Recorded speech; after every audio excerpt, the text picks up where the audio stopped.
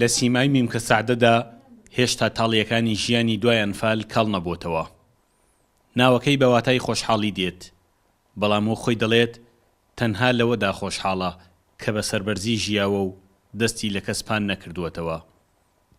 تر ناخۆشی لەوە ناخۆشی تر نەوەی مامەسا ئەمە ژێرت چەمەند تۆ بانت ئاسمان هیچت نەوێ زاغت نەوێ کەلپەلت نەوێ وەڵڵای کراس کەلپەل خەڵکم کردەوە بەرما تا 2 ساڵ ئیتر لەوە زیاترەوێ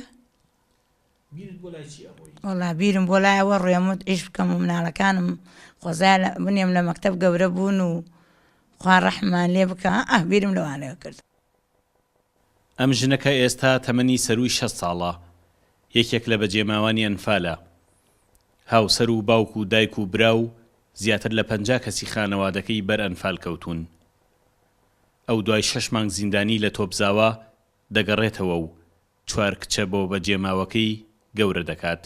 ئەو کاتانەی کە کەست نەبوو ئیشت بۆ بکە، تۆ بیرت لە چییە کردەوە؟ چۆن بتوانی ئەمانە بژێنی؟ دەڵی وها ماشەڵە خوا یارمەتیمی کردی و ئازاویم باوەڕت بێ فەقیر بی پیازێکی نوێ ئەموت بێ لای من بووە فەقیر بی ئاردی نەویمیم کمەی توخوات پڕ قاپێکیان بن پێ ئەماندا پیان ئەوەنە ئازاویمان وڵات چنە ئێش بکە.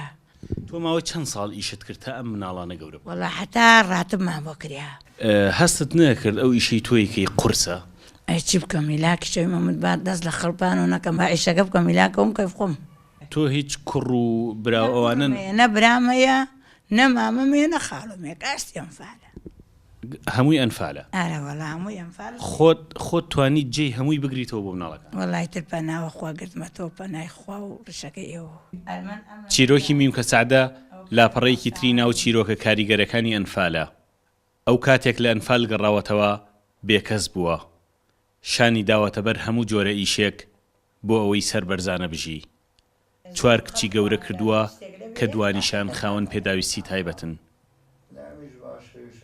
ئەم ژنە کە دانیشتووی شاری کفریە، ئێستا خۆی وتەنی ژیانی لە نالەباری دەرچووە. فرمێسکەکانی زیاتر لە 31 ساڵی ڕابردووی بوونەتە هیوا بۆ دووەڕۆژی مناڵەکانی. سامان کەریم کورد چاد نیوز، کفری.